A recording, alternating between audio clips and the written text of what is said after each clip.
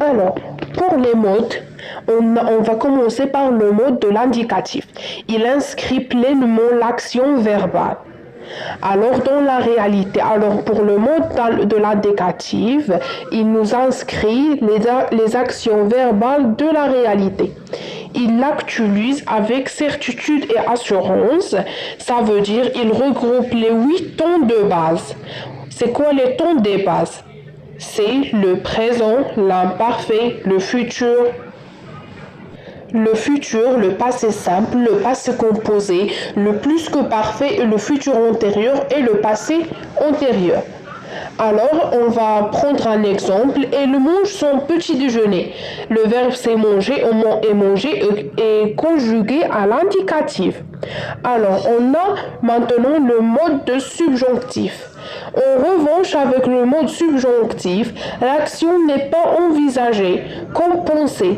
La subjonctivité, l'affectivité et l'interprétation de celui qui parle l'emportent sur l'actualisation.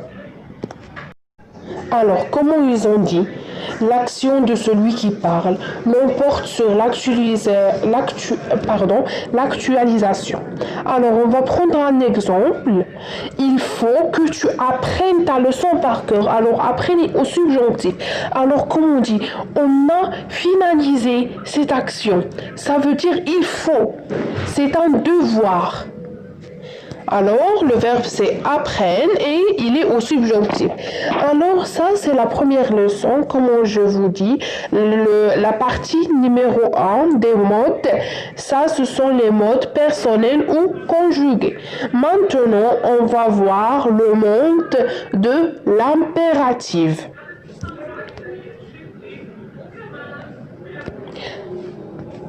Alors, le mode de l'impératif exprime un ordre, ou un conseil ou une prière.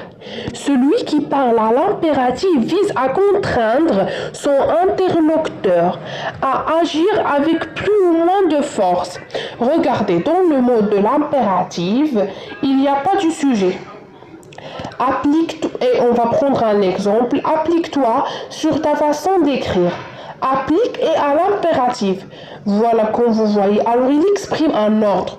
Soit on va donner un ordre. Par exemple, fais tes devoirs. Un conseil. Réveille-toi.